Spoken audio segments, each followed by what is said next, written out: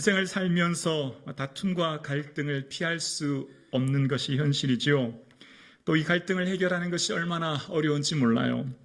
인생의 갈등을 지혜롭게 잘 다룰 때 관계가 더 풍성하는 것을 경험하게 되어집니다. 이런 갈등은 사회에서만 겪는 것이 아니라 교회 내에서도 갈등을 겪는 것을 보게 되어집니다. 한 배에서 태어난 한 부모 아래 자란 자녀들도 갈등이 있듯이 주 안에 형제 자매된 우리 안에도 여전히 갈등이 있음을 보게 되어지죠. 오늘 말씀을 통해 살아가는 성도님, 갈등이 해결되는 은혜가 있기를 주님의 이름으로 축복합니다. 아멘. 오늘 안디옥 교회에 큰 갈등이 하나 생깁니다. 초대교회 언제나 은혜스럽고 언제나 성령이 충만할 것 같은데요. 갈등을 볼까요? 1절입니다. 어떤 사람들이 유대로부터 내려와서 형제를 가르치되 너희가 모세의 법대로 할례를 받지 아니하면 능히 구원을 받지 못하리라 하니. 어떤 사람들이 유대로부터 안디옥까지 멀리 올라와서 말하기를, 가르치기를 여러분은 모세가 병한 그 율법대로 할례를 받아야 합니다. 그래야만 구원 얻습니다. 라고 가르치게 되는 것을 보게 되어집니다. 그 말을 들은 바울과 바나바와 사이에 이제 갈등이 유발되기 시작한 거예요. 교회의 갈등은 거의 대부분이 처음 시작이 다 교회를 위해 시작된 것을 알 수 있어요. 그러니까 교회를 위해 더 나은 교회 만들려고, 더 아름답고 더 성숙한 교회 되기 위해 예수님의 영광 위해 시작하는 것을 알 수 있게 되는데요. 오늘 본문을 이 시대적인 배경을 이해하면 이 유대로부터 온 사람들도 어쩌면 더 나은 교회를 위해 이렇게 한 것이라 생각되어져요. 왜냐하면 오늘 우리가 이 말을 들었을 때 예수 믿고 은혜로 구원 얻는 거지 어떻게 할례를 받아서 구원 얻는 거냐, 우리는 이렇게 금방 마음에 생각이 들지 않습니까? 근데 이때 당시는 그렇지 않아요. 왜냐하면 이때 당시 기독교는 유대교의 한 분파였어요. 그리고 지금 이 사도행전 15장이 기록될 당시는 기원 후 한 40년 정도 되거든요. 그런데 기독교와 유대교가 이렇게 정식으로 분리되어서 나뉜 것은 기원 후 90년 뒤부터예요. 그러니까 이때 당시는 아직까지 기독교가 유대교의 한 분파 속에 속해 있었고, 그러니 당연하게 이방인들이 기독교로 개종하면 당연히 뭘 해야 돼요? 할례를 행하지요. 율법을 지키는 것이 당연한 게 된 거예요. 그런데 안디옥 교회가 막 성장한다는 얘기를 들었는데 그 사람들은 할례를 행하지 않는다는 얘기를 들은 겁니다. 그러니까 일반적으로 유대인들은 왜 할례를 행하지 않지? 라고 하는 의문이 드는 거예요. 왜냐하면 이때 당시 오늘날과 달리 의료기술이 발전하지 않기 때문에 할례를 통한 여러 가지 감염병의 위험이나 또 고통이 따르기 때문에 바울과 바나바는 사람들의 인기를 얻으려고 할례를 행하시는 것 아닌가? 그러면 사람들이 다 좋아하잖아요. 그지? 몸에 상처가 나지 않아도 되니 어쩌면 사람들이 인기를 더 얻으려고 좀 쉽게 복음을 가르친 거 아닌가라는 생각을 하게 되고, 그런 염려, 교회를 향한 염려, 인기를 위해 복음을 값싸게 파는 거 아닌가라는 생각 속에 더 나은 교회, 그러니까 온전한 복음이 할례와 함께 구원을 얻는다라고 생각해서 전했다는 것을 이 시대적인 배경을 통해 알 수 있는 거죠. 그러니까 지금 생긴 이 처음 문제의 갈등은 더 나은 교회, 더 성숙한 교회, 온전한 복음이라는 것을 알게 되어요. 교회의 갈등이 대부분 그렇지 않습니까? 교회의 갈등도 어떤 모임에 혹은 사람들 간의 의견이 충돌되는 것도 사실은 다 시작은, 또 외면적으로 드러나는 것은 다 교회를 위한 것임을 알게 되죠. 그럴 때 이제 이 다툼이 일어났을 때에 그 해결 방법이 2절에 나옵니다. 2절에 보면 바울과 및 바나바와 그들 사이에 적지 아니한 다툼과 변론이 일어난지라 형제들이 이 문제에 대하여 바울과 바나바와 및 그 중에 몇 사람을 예루살렘에 있는 성도와 장로들에게 보내기로 작정하니라. 여러분, 바나바 하면 기억나세요? 착한 사람이요, 성령과 지혜가 충만한 사람이요. 바나바는 이렇게 착한 사람인데 어떻게 다투고, 그러니까 여기 다툼과 변론은 격렬한 의견의 충돌과 논쟁이라는 의미거든요. 격렬하게 이것 때문에 충돌이 되었고 그냥 몇 시간 하고 만 게 아니라 계속해서 이어지는 거예요. 우리 생각에 어떻게 바나바처럼 착한 사람이, 성령 충만한 사람이 이럴 수가 있나 이런 생각 들지 않으세요? 그런데 이것은 단순한 문제가 아니라 아주 본질적인 문제였기 때문이에요. 왜냐하면 구원에 관한 문제였거든요. 할례를 받아야만 구원한다라고 하니 이 구원에 관한 문제니까 굉장히 본질적이고 중요한 거기 때문에 양보할 수 있는 것이 아니었던 것입니다. 바울과 바나바가 그 말을 들었을 때는 이건 매우 중요한 본질적인 것을 타협하거나 양보할 수 있는 게 아니었기 때문이에요. 그래서 격렬한 논쟁이 벌어지게 된 거예요. 분노가 무조건 잘못된 건 아니죠. 의분도 있는 것입니다. 오히려 의분은 교회를 더 건강하게 세우기도 하죠. 예수님께서 겉과 속이 다른 바리새인들 향해 회칠했다고 책망하시고 또 자기의 이익을 위해서 성전에서 돈을 바꾸고 비둘기를 파는 사람의 상을 엎으셨던 예수님처럼 오히려 건강한 의분은 영적으로 더 까다로워지는 기준 안에 교회를 세우고 갈 수 있는 거죠. 불의를 무조건적으로 덮어준다고 교회에 화평이 일어나고 더 건강해지는 건 아니지 않습니까? 그러니까 그 분노의 기준이 뭔가가 참 중요해요. 지금 내 안에 일어나는 분노, 갈등, 또 공동체 간의 갈등의 그 기준이 무엇을 위한 다툼이며 분쟁이며 분노인지가 중요한데요.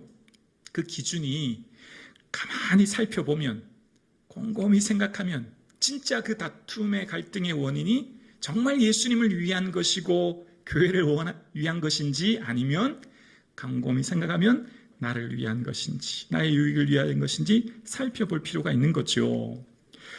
지금 이 안디옥 교회에 큰 갈등이 생겼습니다. 매일마다 갈등이 논쟁이 벌어지는 거예요. 해결될 기미가 보이지 않습니다.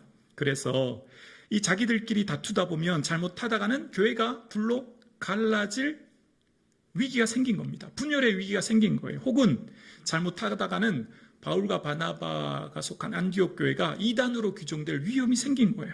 그래서 그 문제를 해결하기 위해 예루살렘 교회, 안디옥 교회를 설립할 수 있도록 바나바를 파송했고 또 안디옥 교회가 설 수 있도록 한 근본적인 모교회격인 예루살렘 교회의 사람들을 파송하기로 하죠. 교회의 원로격인 장로와 사도들에게 의견을 듣기 위해 보낸 것입니다. 논쟁을 해결할 기미가 보이지 않자 그 해결책으로 존중받는 교회의 원로를 통하여 의견을 듣기로 중지를 모은 것이죠. 자, 그리고 이 문제를 해결하기 위해 드디어 출발합니다. 3절입니다. 그들이 교회의 전송을 받고 교회의 전송, 안디옥 교회의 전송을 받고 출발했어요. 그럼 그 다음에 어디를 도착해야 되죠?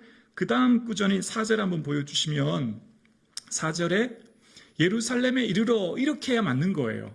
그러니까 아까 조금 전에 교회의 전송을 받고 출발을 했으니까 목적지는 예루살렘에 도착해야 되잖아요. 근데 3절에 중간에 삽입된 구절이 나와요. 뭐 했다고 하냐면 3절에 그들이 교회의 전송을 받고 베니게와 사마리아로 다니며 이방인들이 주께 돌아온 일을 말하여 형제들을 다 크게 기쁘게 하더라라는 말이 나와요. 안디옥에서 예루살렘 거리는 약 402km 정도고요. 우리의 서울에서 부산 거리 정도 되나요? 이때 당시 도보와 지형적인 상황으로는 약 한 달 정도 걸립니다. 그럼 어때요? 하루속히 빨리 가야 되잖아요. 문제를 해결하여 이 교회 원로격인 장로와 사도들의 의견을 들어야 되니까. 그런데 그들이 출발하자마자 목적지인 예루살렘 교회에 곧장 간 게 아니라 어디를 들렸다고 나와요. 베니게와 사마리아 교회를 들렸다라고 하는 얘기가 나오는 것을 보게 되어집니다. 그러니까 이 베니게는 이전에 예루살렘 교회에 막 환란과 핍박이 일어나요. 그래서 스데반이 순교하지 않습니까? 그 환란으로 인하여서 흩어진 사람들이 세운 교회가 베니게 교회고요. 사마리아는 사마리아 교회도 마찬가지입니다.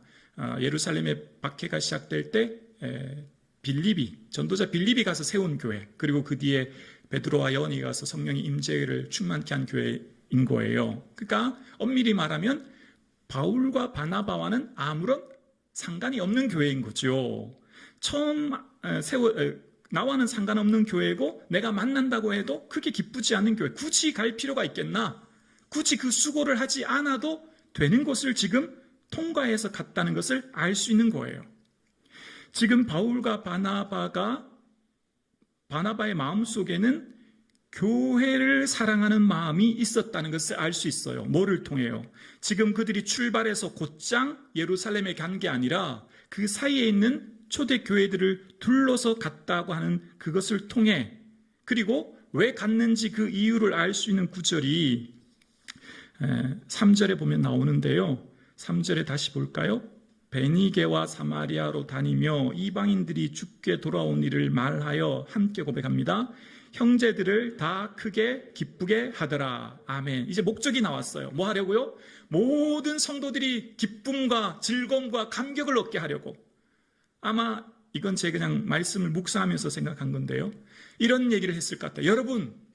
여러분이 지금 예루살렘 교회에 박해를 받고 이곳까지 피해와서 얼마나 마음이 힘들고 어려우십니까?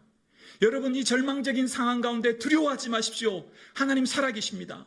우리가 안디옥 교회에서 파송을 받아서 구브로 섬에 갔는데 그곳에 있는 박수와 엘루마가 하나님의 능력 가운데 눈을 어둡게 하는 것을 우리가 보았습니다. 루스드라에 가서 복음을 전했는데 나면서부터 걷지 못하는 사람이 일어나는 기적을 우리가 보았습니다. 여러분, 걱정하지 마십시오. 하나님 살아계십니다. 수많은 이방인들이 주께 돌아오고 하나님의 역사가 나타나는 것을 우리는 체험했습니다 라고 하는 간증의 설교를 했을 것이고, 그 얘기를 들었던 많은 베니게와 사마리아에 있는 교회들, 박해로 인하여 두려움과 근심으로 있는 그들이 기쁨과 감사와 감격을 누렸다는 것을 알 수 있습니다. 그러니까 지금 바울과 바나바의 중심에는, 그 깊은 곳에는 나의 유익이나 나의 기쁨이 아니라 진정 교회를 사랑하고 교회를 위해 살아가는 발걸음임을 알 수 있는 거예요. 논쟁의 해결점은 내 마음보다 주님의 마음을 헤아리는 것부터 시작되는 거예요. 내 입장보다 주님의 입장을 먼저 생각하고 내 형편보다 주님의 형편을 먼저 생각할 때 갈등의 실마리가 시작되는 거죠. 거기서부터 갈등의 첫 발이 시작되는 것입니다. 우리의 갈등의 시작은 먼저 주님의 마음 생각하고 주님의 입장에서 다시 생각할 때 시작되는 거죠. 지금 바울과 바나바의 사역을 보면 분명한 것 알 수 있는 것이 그들의 마음속에는 교회를 사랑하는 마음, 그리고 그곳에 있는 성도들을 사랑하는 뜨거운 열정을 볼 수 있는 것입니다. 오늘 예배드리시는 사랑하는 성도님, 몸된 교회를 사랑하실 수 있는 은혜가 있기를 주 이름으로 축원합니다. 예수님 사랑은 곧 보여지는 교회를 사랑하는 것이고, 교회는 곧 내 옆에 있는 성도님이 교회인 거죠. 내 옆에 있는 권사님, 장로님, 집사님이 교회인 거지요. 예수님 사랑하는 것은 곧 내 옆에 있는 성도님을 사랑하게 되는 거지요. 바울과 바나바는 그 마음의 중심이 있었기 때문에 힘든 길을 굳이 가지 않아도 되는 길을 가서도 크게 유익을 얻지 못하는 걸 알지만 그러나 기쁨을 나누기 위해 그 길을 간 것을 보게 되어집니다. 그리고 그 모든 여정길에 드디어 예루살렘 교회에 도착합니다. 4절입니다. 예루살렘에 이르러 교회와 사도와 장로들에게 영접을 받고 하나님이 자기들과 함께 계셔서 행하신 모든 일을 말하매. 오늘 이 본문을 묵상하면서 저는 바나바를 떠오르게 되었어요. 왜냐하면 바나바는 처음에 구브로 출신인데요. 교회를 위해, 예루살렘 교회를 위해 밭을 팔고 사도들 앞에 놓았던 사람이거든요. 그러니까 예루살렘 교회가 어렵고 힘든데 바나바의 헌신을 통해 많은 사람들이 윤택해지는 삶을 경험했지요. 그리고 안디옥 교회, 저 먼 이방 땅에 있는 안디옥 교회가 막 부흥한다는 얘기를 듣고 예루살렘 교회가 파송한 사람이 바로 바나바입니다. 그러니까 바나바는 몇 년 만인지는 정확히 알 수 없지만 엄청 오랜만에 만났어요. 그러니까 아마 눈물 흘리면서 부둥켜 안고 얼싸안고 기뻐했을 것이라 생각합니다. 그리고 바나바와 바울이 한 말이 너무 중요해요. 오늘 본문 4절에 보면, 다시 4절 보면 예루살렘에 이르러 교회와 사도와 장로들에게 영접을 받고, 주어가 뭐냐면 하나님이로 시작합니다. 하나님이 자기들과 함께 계셔서라고 시작합니다. 은혜 받은 사람의 특징의 주어는 하나님이십니다. 누가 이루셨어요? 하나님이 이루셨습니다. 누가 이끄셨어요? 하나님이 이끄셨습니다. 선교 누가 했어요? 하나님이 하신 거죠. 오늘 예배 드리시는 여러분 어때요? 여기까지 오시기까지 누가 다 이끌어 주셨습니까? 하나님이신 줄로 믿습니다. 여러분 자녀 누가 키우셨어요? 하나님이 키우셨죠. 여러분의 기업 누가 일구셨어요? 하나님이 일구신 거죠. 여러분이 이 자리에 예배 드릴 수 있는 것, 주신 건강, 주신 믿음 다 은혜인 줄로 믿습니다. 그 은혜를 기억하는 사람만이 갈등을 푸는 거예요. 주어가 하나님인 거예요. 하나님이 하셨다는 거예요. 우리가가 아닙니다.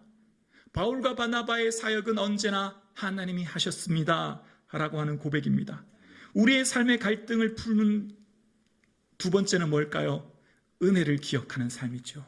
은혜를 기억하는 것. 지금 내가 숨쉬고 내가 걸어가는 모든 순간이 은혜라고 말은 늘 고백하는데 결정적으로 자존심에 걸려서 갈등이 풀리지 못하는 경우가 있죠.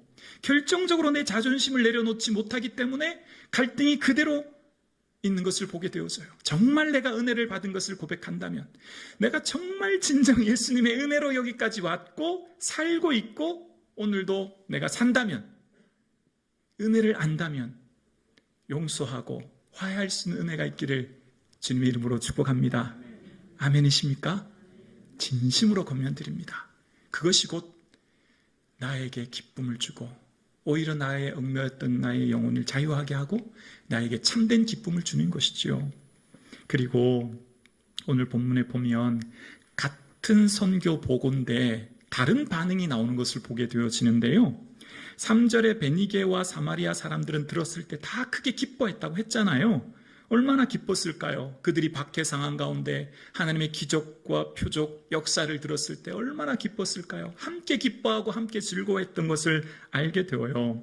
그런데 조금 다른 반응을 5절에서 보게 되는데요. 5절에 보면 바리새파 사람들의 반응입니다. 바리새파 중에 어떤 믿는 사람들이 일어나 말하되 이방인에게 할례를 행하고 모세의 율법을 지키라 명하는 것이 마땅하다 하니라. 얼마나 힘드셨어요. 이 먼 길 온다고 얼마나 고생하셨어요. 안디옥 교회 섬긴다고 바나바 선생님 얼마나 고생하셨습니까? 또 그곳에 서서 선교 다니신다고 얼마나 고생하셨어요가 아니에요. 기뻐하거나 격려하거나 위로가 아니에요.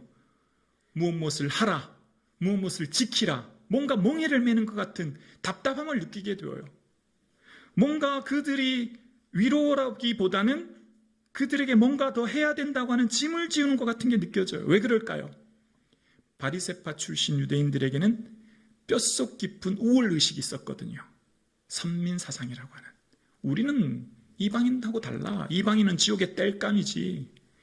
우리는 하나님이 택하신 민족이야 라고 하는 우월의식. 무엇이 갈등을 풀지 못할까요? 우월의식이. 구별이 아니라 차별이 갈등을 풀지 못하는 거죠.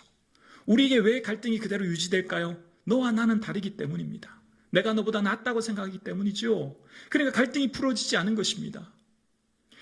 바리새파 출신, 바리쉐는 나누다는 뜻이거든요. 구별된 삶을 살아야 되는데 차별된 삶을 사는 거예요.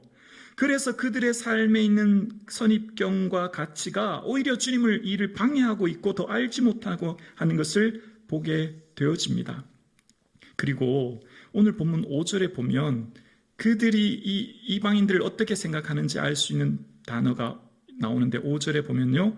이방인에게 할례를 행하고 모세의 율법을 지키라 명하는 것이 마땅하다라고 얘기해요. 그들을 뭐라고 말하냐면 이방인이라고 얘기해요. 물론 이방인 맞죠.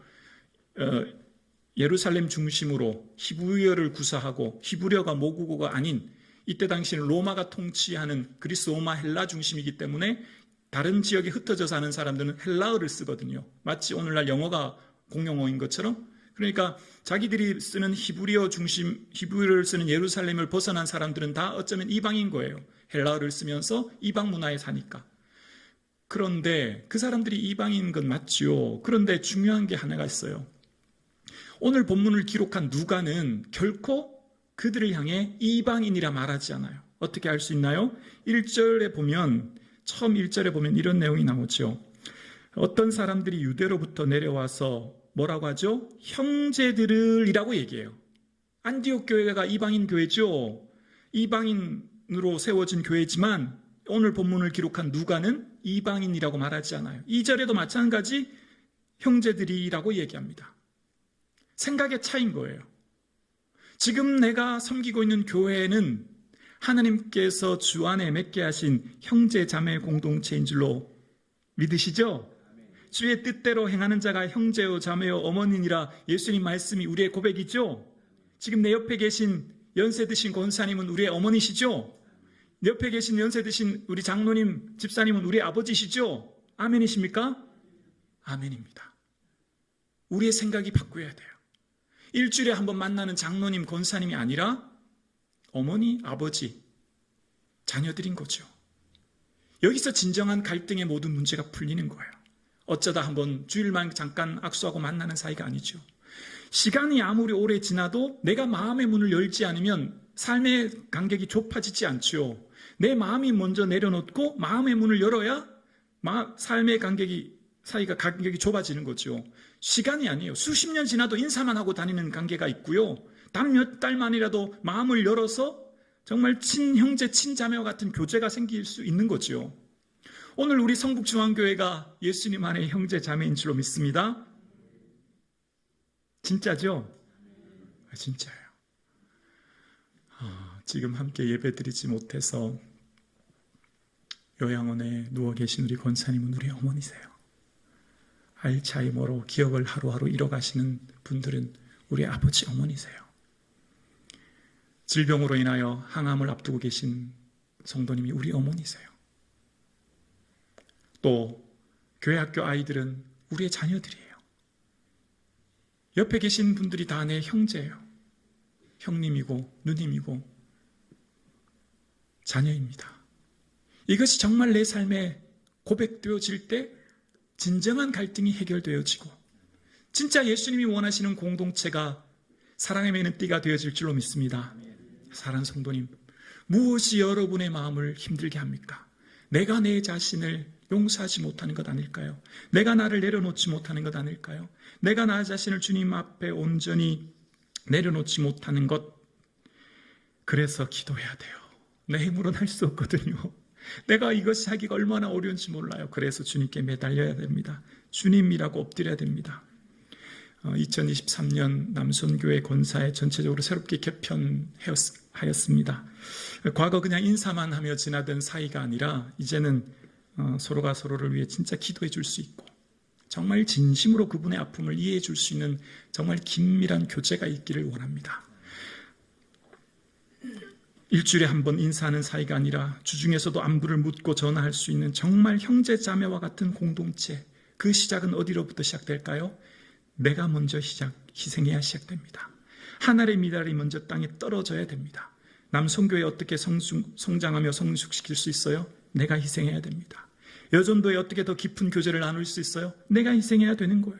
내가 먼저 하나님 앞에 희생할 때 내가 속한 공동체가 진정한 교제와 기쁨이 넘치는 공동체가 될 줄로 믿습니다. 사랑하는 성도님, 오늘 여러분이 살아가는 삶의 목적이 무엇인지요? 우리는 예수님의 기쁨 위에 살잖아요. 하나님의 뜻이 우리의 삶의 목적이잖아요. 그러면 진심으로 그러한 삶의 목적이 삶으로 드러날 수 있도록 하나님 앞에 나 자신을 내려놓고 내가 속한 공동체에 나를 통해 기쁨이 드러나는 역사가 있기를 주님의 이름으로 축원합니다.